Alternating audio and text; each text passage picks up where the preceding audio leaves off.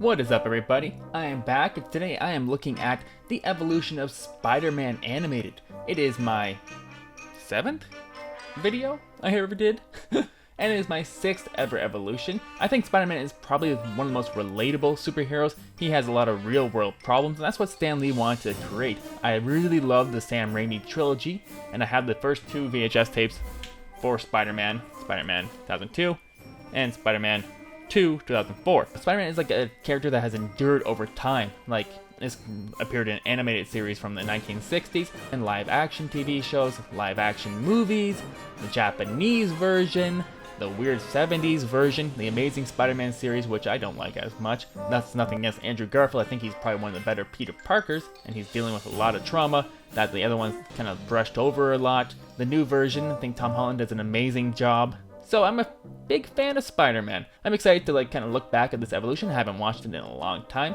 So without any more jumbly jubilee, let's get right to it. 1 part radioactive spider bite and 1 part departed Uncle Ben is the perfect recipe for any Spider-Man. But just how much has he changed throughout his live-action films? Climb on and let's untangle this together. So this is probably the first intro where I kind of just summarize the character's story a little bit, so I don't need to go into too much detail. I don't want to mention like the origin of every single Spider-Man. Everybody knows how Spider-Man became Spider-Man. Let's get it out of the way at the start. And the title sequence itself here is a version of the 1960s show, so that was kind of like how I went about creating this opening sequence. Peter Parker first appears in 1977's TV series, The Amazing Spider-Man, and its film trilogy counterpart. He dons a This character here, I think he's played by Nicholas Hammond. The way they drew him in the 1994 animated series was kind of based on what Nicholas Hammond looked like from the 1970s series, and they turned 3 of the episodes into 3 different TV movies or something. So obviously the spider suit is like very ugly in this.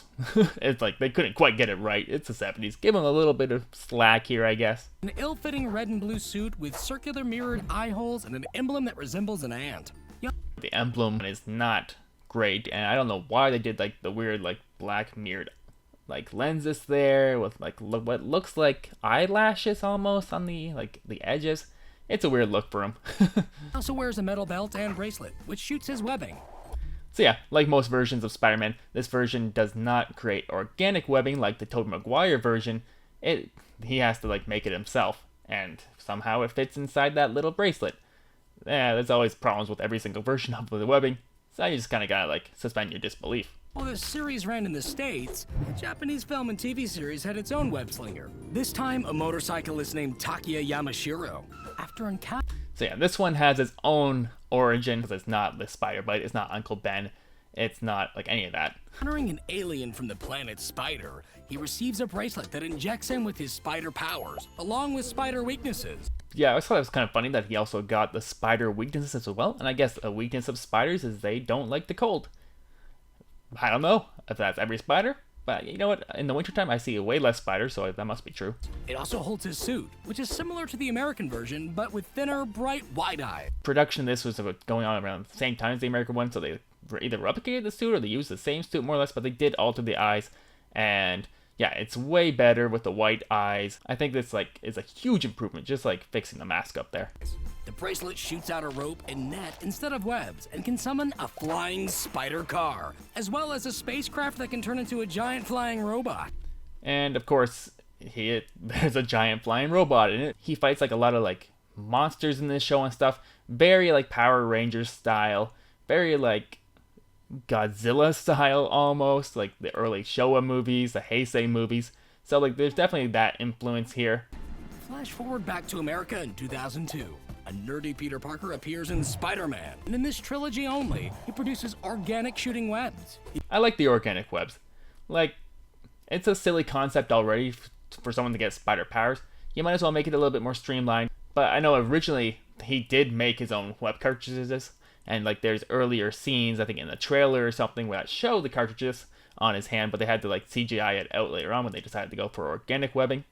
So I think it works more as like a puberty type thing, like a little metaphor for that. He first wears a bulky sweater and baklava to wrestle. This is probably my favorite prototype suit for Spider-Man of all the movies coming up here, the live action ones. I really like the spray design here, and you can see is it Randy Savage? Is that the wrestler he fights? I know it's not the character's name. And eventually upgrades to a form-fitting suit with raised gray webbing and triangle-shaped eyes. I like the gray webbing. It looks cool. It gives it a bit more like three-dimensional look, especially with the CGI models for it. Even though this spider suit would become... So obviously I designed Green Goblin here, but I did a much better job in my Green Goblin video, which you guys should check out. damaged, it would return in Spider-Man 2, this time with a slightly larger and... I like the new emblem, but I kind of wish they kept it black. It just kind of like blends in a little too much with the webbing, I think, here. and differently shaped spider emblem. The suit takes yet another beating, but And yeah, I didn't feel like drawing Dr. Octopus just to have him come in and beat him up a little bit. So you just see his arm. It works. would reappear again in Spider-Man 3, this time enhanced by a black symbiote from space. It darkens the suit, modifies the emblem, and makes Spider-Man a bit irritable. Yeah, take that, Eric Foreman. Eventually, he tires of the symbiote and takes it off, but it quickly finds another host. While there was more And yeah, that's a Venom drawing.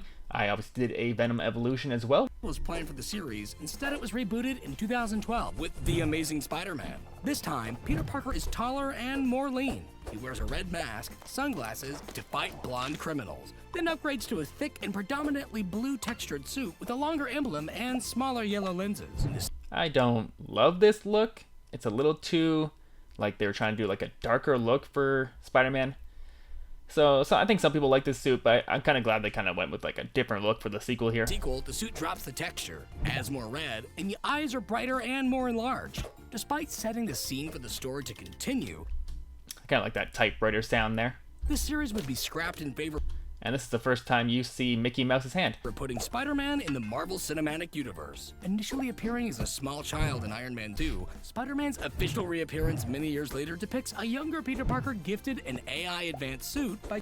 There's Tony Stark. You make a lot of cameos. So these are a lot of characters that show up eventually in my other animations. So obviously there is an evolution of Iron Man on my main channel now. That was probably the video that I spent the longest amount of time on. You should check it out if you haven't already. Tony Stark. This advanced suit has animated eyes, a retractable wingsuit, a hidden parachute, a flying drone emblem, and special webbing abilities. When it's taken back by Tony Stark, Parker instead wears a sleeveless hoodie and goggles to face... So yeah, this is like his prototype suit that he wears before he gets the suit from Iron Man, and he wears it after it gets taken away here. I don't like it as much as the prototype suit from the 2002 film. To me, it looks like pajamas. face off against the Vulture. In Avengers Infinity War, Spider-Man Maybe one day I might do a Vulture evolution.